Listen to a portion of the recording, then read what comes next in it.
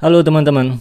Jadi banyak orang berpikir kalau Saranjana itu tuh cuma legenda urban, semacam Eldorado versi lokal yang sengaja diciptakan untuk menakut-nakuti atau sekedar dongeng pengantar tidur.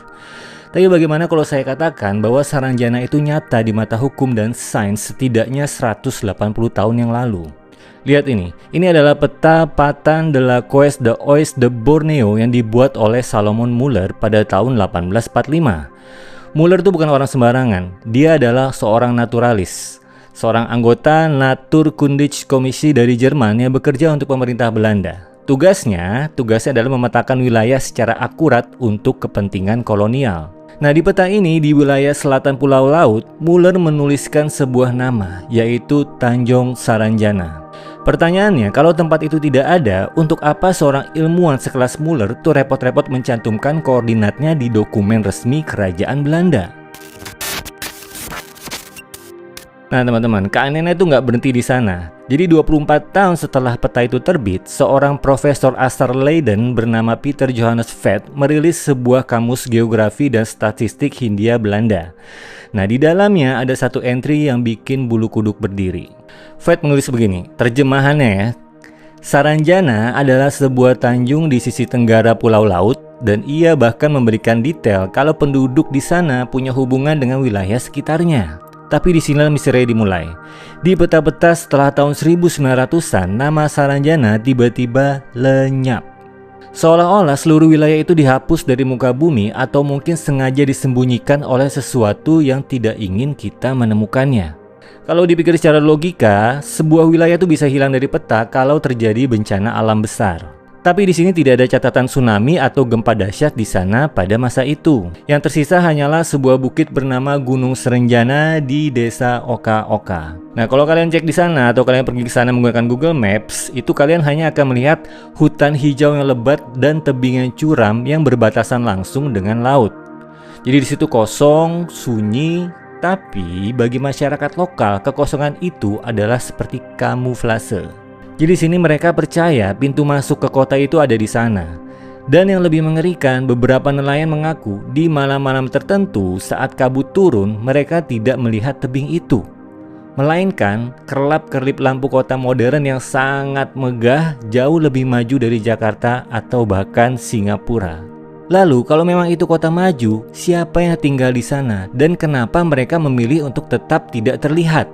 Mari kita dengarkan kesaksian mereka yang pernah diundang masuk. Data sejarah mungkin bisa diperdebatkan, tapi bagaimana dengan transaksi nyata yang tercatat di pembukuan dunia nyata? Ini adalah salah satu kisah yang paling legendaris soal Saranjana yang terjadi sekitar tahun 80-an atau tahun 90-an. Bayangin kalian adalah seorang staf di sebuah dealer alat berat di Jakarta atau di Surabaya. Nah, suatu hari itu datang pesanan dalam jumlah besar, puluhan alat berat, traktor hingga mobil-mobil mewah. Nah, semuanya itu dibayar lunas. Alamat tujuannya Kota Saranjana, Kabupaten Kota Baru. Menurut ceritanya begitu ya. Petugas pengantar barang berangkat dengan tenang karena dokumennya itu lengkap dan uangnya itu ada. Namun begitu mereka sampai di titik koordinat yang diberikan, mereka hanya menemukan tebing curam dan hutan belantara yang berbatasan langsung dengan laut. Itu nggak ada jalan raya, apalagi kota metropolitan, kosong gitu aja. Tapi anehnya, warga lokal di sana itu hanya tersenyum dan berkata, barangnya taruh di sana aja pak, nanti mereka yang ambil. Itu udah kayak mereka ngerti kebiasaan-kebiasaan orang Saranjana. Nah, keesokan harinya saat petugas itu kembali untuk mengecek, semua alat berat itu hilang. Tanpa jejak roda, tanpa suara mesin, jadi kayak menguap gitu aja di dalam hutan. Nah, di sini banyak yang bilang itu cuma urban legend, tapi cerita serupa terus berulang. Jadi ada kurir makanan yang mengantar pesanan ke alamat mewah, tapi setelah uangnya diterima dan dia berbalik, rumah mewah itu berubah jadi pohon besar. Dan yang paling menarik, kesaksian dari para seniman. Jadi konon beberapa musisi ternama Indonesia itu pernah diundang untuk manggung di sebuah wilayah terpencil di Kalimantan. Dan mereka tuh dijemput dengan mobil mewah, dibawa ke sebuah kota yang sangat modern, bahkan lebih megah dari Jakarta. Lalu mereka tampil seperti biasa kayak konser di depan ribuan penonton yang pakaiannya serba putih, bersih, dan sangat sopan. Tapi ada satu hal yang bikin si musisi ini tuh merinding.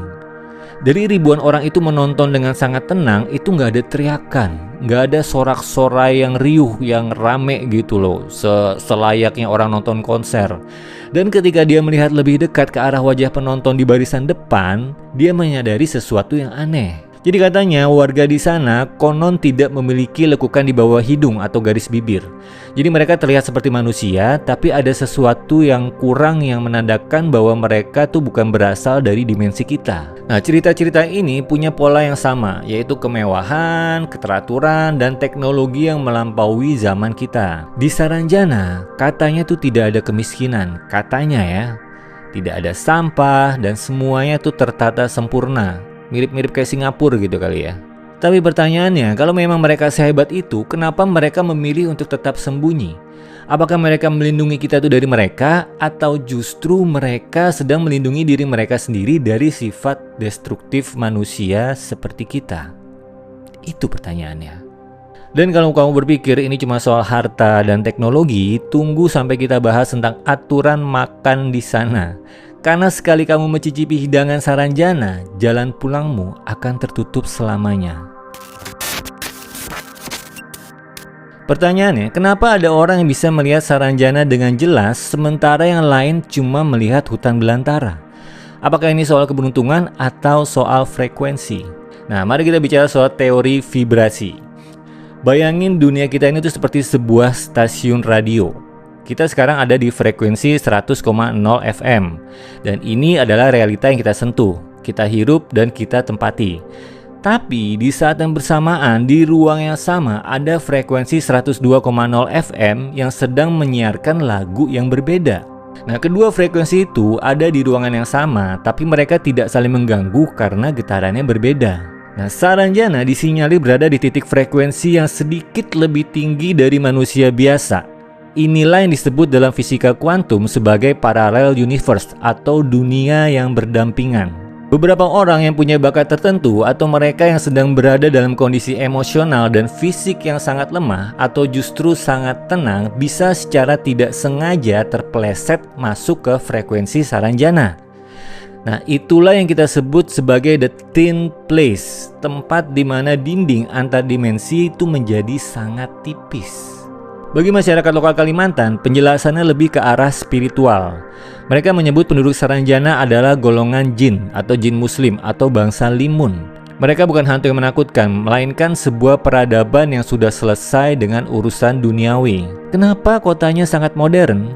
Teorinya, karena mereka tidak terikat oleh hukum fisika yang sama dengan kita.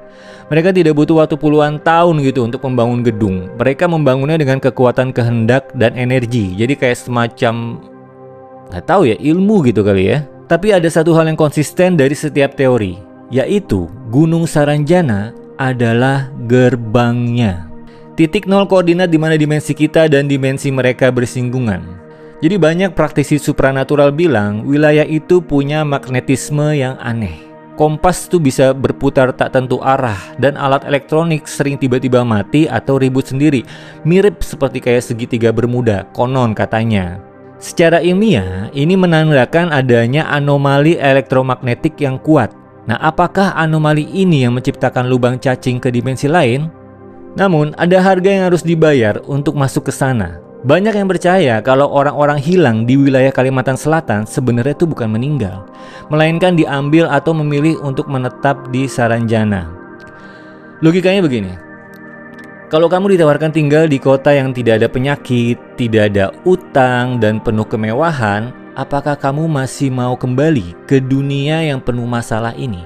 Inilah yang disebut sebagai the golden cage atau sangkar emas. Kamu merasa bahagia, tapi kamu kehilangan koneksi dengan realitas asalmu.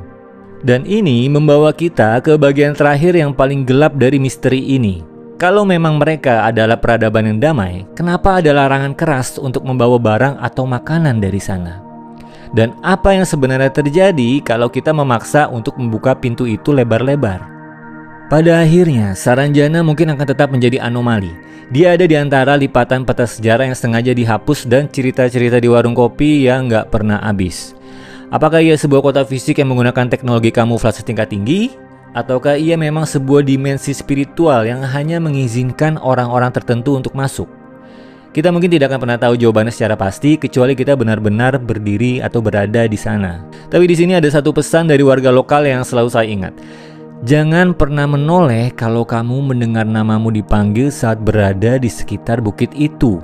Dan jangan pernah merasa terlalu kagum dengan apa yang kamu lihat. Karena kekaguman adalah pintu pertama bagi mereka untuk menarikmu masuk. Saranjana adalah pengingat bahwa dunia kita yang luas ini ternyata masih punya sudut-sudut yang menolak untuk dijelaskan oleh logika manusia. Dia adalah bukti bahwa di balik realita yang kita jalani setiap hari ada kehidupan lain yang bergerak, sunyi, megah, dan sangat dekat. Jadi kalau suatu hari kalian melakukan perjalanan ke Kalimantan Selatan dan tiba-tiba nih ya kalian melihat sebuah kota megah yang tidak ada di GPS ponsel kalian, kira-kira apa yang akan kalian lakukan?